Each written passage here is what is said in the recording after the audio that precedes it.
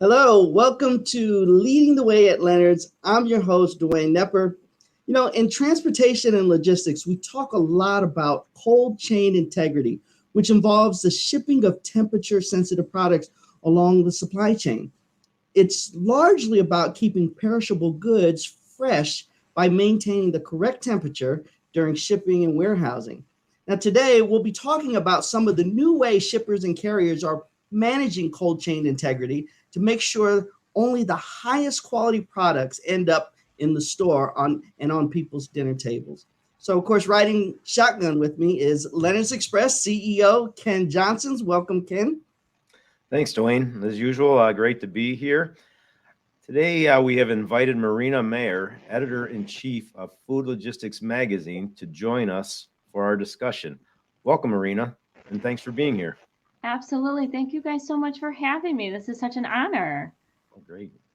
Marina, you recently shared an article in your Cold Chain Insights newsletter titled For Food Tripping Trends." I'm going to get that out of my mouth. For Food Shipping Trends that emerged in 2022. What insights can you share with us in that article? So absolutely. Two of the four things that article talked about was shrinking delivery windows and meeting that on time in full window. And if you think about those two together, they're kind of the same thing, but then they're also very different in how they operate. So the shrinking delivery windows, everybody wants their product fast. They want it, same day, next day. It's just kind of how this world has worked since COVID. But when you want it on time and full, it could be different because sometimes when companies are trying to meet that delivery window, product it can get damaged, it can get spoiled, and life happens. Natural disasters happen, fires happen, trucks break down. You can't predict and know when a lot of that stuff is happening. So it's becoming super challenging for a lot of these companies to kind of shrink the delivery window, but then also meet that on time and full with product that's, perfect, ready to eat. So it's an interesting article in that sense because it's talking about kind of the challenges about what we've been going through in COVID. Now we're kind of out of that, but these challenges are still here and they're still real and they will always be that challenge. Yeah, it's funny. We kind of call some of that the Amazon effect, where people want to press a button today and see it tomorrow, and Yes. and it's spread throughout our industry, from our days in the LTL, where we were dealing with that to full truckloads, so and a lot of trends over time have been very good, but some of them have been very challenging to meet. For instance, I've been involved with this industry for several decades, and you used to with the temperature, for instance, you get it within a couple degrees, close enough. Now if we've got customers that may have their own settings that we download onto the trailer, so that not only is the temperature exactly where they want it, but the humidity and the rate of airflow and the upper and lower outlet and input temperatures are all matched. So it's quite a bit different, and I expect that to continue as time goes on, and and then of course there's the visibility of the load from really field to table. It's whether it's a load of produce or dairy product, or even some of the frozen commodities. Food safety has gotten to be such so high on our customers' radars for good reason, obviously. And we're an integral part of that, whether it's on our trailers or in our warehousing facilities. It's interesting. I expect it to continue to get interesting. Let's not forget consumers want things cheaper as well. Going to the grocery store, the egg market. It's been, It's nuts. there's a joke out there that says, Humpty Dumpty had a great fall, but the winter market's been so crazy for those that are purchasing eggs. Um, Marina, could you tell us more about cold chain integrity? I mean, what is it and why is it so important? So to dumb it down to the best way possible, cold chain integrity is maintaining that temperature consistency along the way. So it's literally from farm to fork, it's maintaining that proper temperature for whatever that product needs to be at. To Ken's point, it's not just temperature, it could be humidity, it could be, anything related to that. And so a lot of the challenges with these companies that are trying to fill their trucks, they may be transporting product that require different temperatures. And so you can't fill your truck possibly with all that same product. So they're kind of having to use different trucks, different kinds of fleet. And, it's gas prices are up. It's just becoming quite a challenge in that area. And the other area would be the challenge for that is the distribution points. If they're not where they need to be and they're a little farther than they need to be, you kind of run into a lot more additional problems with that truck carrying product at the right temperature. But it's so important for these shippers and carriers to kind of get that technology. Ken nailed it on the head. It seems to be that they have the technology in place to kind of match what their customers are doing and their consumers, but not every shipper does that. Not every shipper has the technology for the track and trace and to, maintain that food safety aspect of it. But it is important. Integrity is important, not just as a company, but for your brands, for your customers, what you represent to the people who purchase from you. Yeah, it's like I said earlier, it's all together different than it was years ago, and and there's a lot to it. There's obviously the safety factor, but there's also shelf life. When our customers that we deliver to, when they receive it, they want to have time to sort it, take it out to their stores, put it on the shelf, and have it look good, for a day or two, so that they have plenty of opportunity to sell it to their customers. And over the years they've developed, and their vendors have developed, along with us, as carriers, play an integral role in this, technology to extend that shelf life by being very precise, with how we haul it, with the settings on the trailer, so we're having to operate in that environment, with a ever-changing workforce demographic, where when I first got into it, there was produce haulers, and these guys could look at a box of tomatoes standing on the ground from the back of a trailer, call the receiver and tell them what they were doing, and make an adjustment to the temperature needed. That knowledge has really gone away over the years through retirement, and so we're relying more and more on technology for that. But it's an investment, and then it's an investment. Not only do you have to invest in the technology, you have to invest in the training to know how to use Yes. it, so that, it's and that just never ends. It continues. I think it's great. I think it's great for our customers. I think it's great, as a nation of consumers, that, we have higher quality options, and, the ability to get products. I was talking, with some folks here earlier today about our business, and one of them mentioned how it's nice now. You can get almost anything you want from anywhere in the world, and back when we were kids or younger, because of supply chain limitations, you couldn't, because certain things just wouldn't travel well, and that's it's altogether different now, and our industry, along with our customers, played a big role in that. But it comes with a cost, and both time, technology, and training. Yeah, absolutely. Great point there, Ken. Marina, now I don't know about today's rock stars. Do they still have the long hair and spandex going on? They should.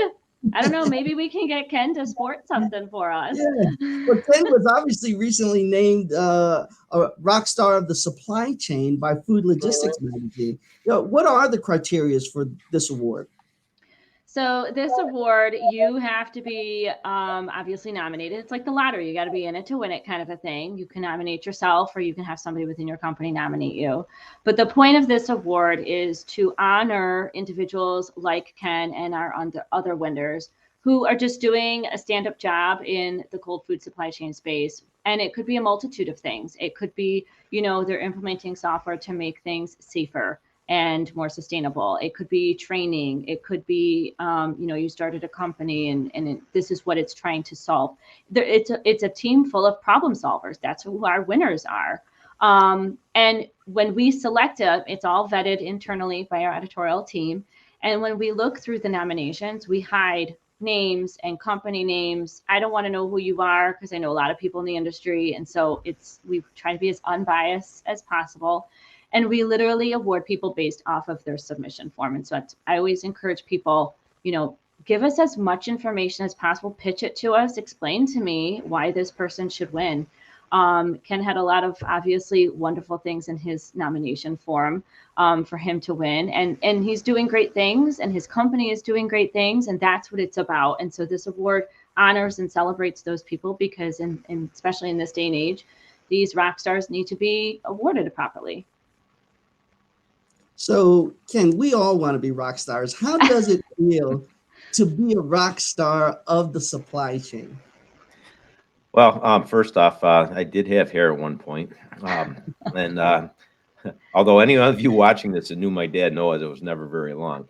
But I did have a full head of hair. And, I suppose in my cycling days when I used to do triathlons, I may or may not have worn spandex, but you'll never see me on this show wearing that. Darn it.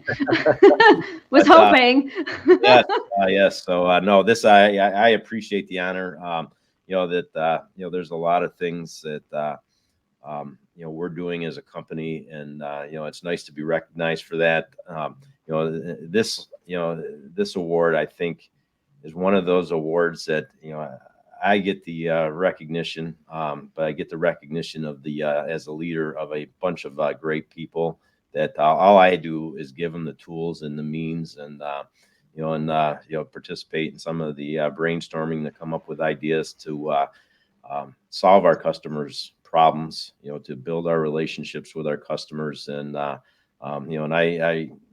appreciate the recognition that Marina and her team has given me. But to me, it's all about all of us here at Leonard's, and this is not something that can happen in a vacuum. It takes the entire company to be successful. Ken, warehousing is a big part of cold chain management. What are some of the warehousing related challenges the industry is facing?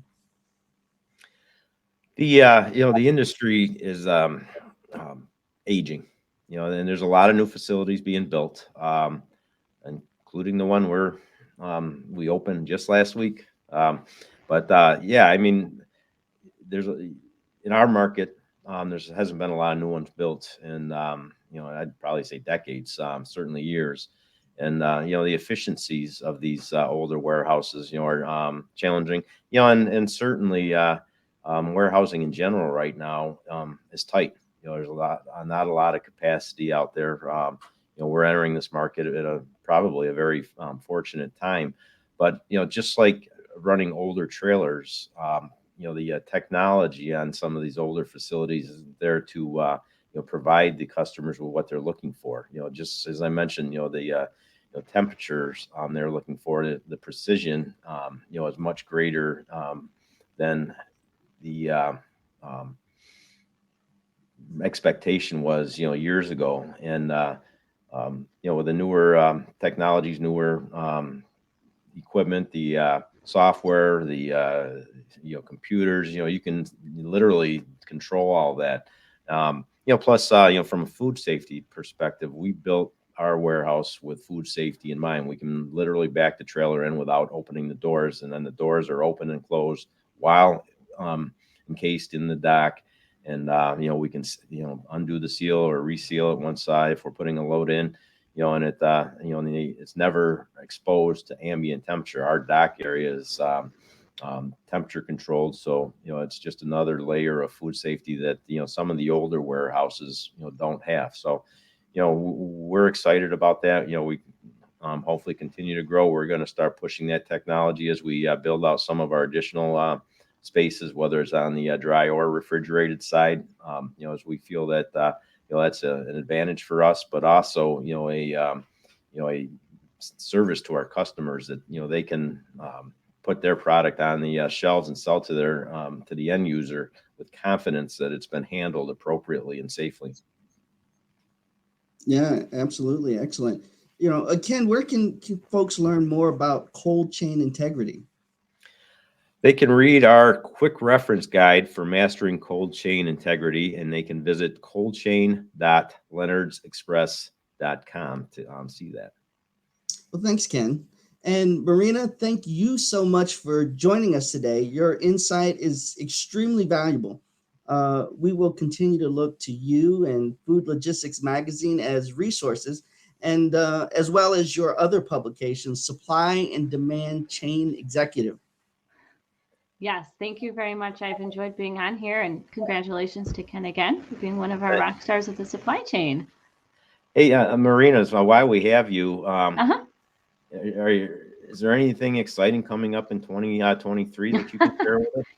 What's not exciting? We have so many things exciting. Yeah, but compared to the last few years, it's only going to get better. Yeah, I mean, our awards are a big part of our brands. We have 9 awards across both of our brands. One of those awards being the Rock Stars, but we launched an award Q4 of last year called Top Tech Startup Award, which has been fantastic because a lot of those top tech startups are probably eventually going to be one of your customers, or you're going to be one of their customers. And it's just great to see kind of what everybody's doing. We also, during COVID, launched the Women in Supply Chain Award, and then last year turned that into an in-person forum. So Women in Supply Chain Forum, which we are having again later this year. But it's been fantastic to see the outpouring of that, because even though it's about women in the supply chain, we've had some men be a part of it. And those are the men that are the ones who are trying to kind of open up the diversity within their organizations and upskill some of their lower level folks. And, we talked about how there's an aging gap, and the tribal knowledge is going out the window. So we kind of need to fix this workforce development issue we have going on. And we work very closely with the Women in Trucking Association and all those other associations. And so this forum was designed to kind of collaborate and get everybody together and say, let's fix a lot of these problems, and how can women help? But I think, and workforce development as well, we have a supplychainlearningcenter.com, which is designed for certifications within the supply chain, to help a lot of these companies kind of get with the youth of today, whether it's at university level or even some of these high school levels, and get them kind of to know what the supply chain is. It's not, to go back to our conversation, Ken, when I talked to you earlier for our video, which will come out after this airs, for the Rockstar Award, you talked about one of the things you wish that you would have done in the past was maybe go into a different field other than transportation to learn other things. And we kind of are needing to educate people. Just because you major in finance doesn't mean you can't be in supply chain. So lots of things cooking, and I'm so glad to be a part of this program, and so glad that you're part of ours. Well, it's interesting. You mentioned the women in supply chain. We'll have to have you back on to discuss that later in the year. We have our own internal award recognizing women in Leonard's and their love that contribution. And we have people that are active in the Women in Trucking and attend that event. So it's my mother was a integral part of my dad's starting the company, and she played a significant role, and that award is designed, is named after her to recognize, I love that in, our industry. So we'll have to have you back on. Absolutely. So it'd be nice to have a conversation with you about that at some point. Absolutely. Excellent. Well, this has been a great program. We'll call that a wrap. We'll have our little air guitar playing going here. So you're gonna do some headbanging? Yeah. Well, that's a wrap for this edition of Leading the Way at Leonard's. If you have questions or feedback, we'd love to hear from you at leadingtheway@leonardsexpress.com. That's leading the way, all one word, at leonardsexpress.com. And please don't forget to like, follow, and subscribe to the podcast. I'm your host, Dwayne Knepper. Until next time, keep on trucking. We're running 18 wheels down that open highway. We drive on through the night so you can have it your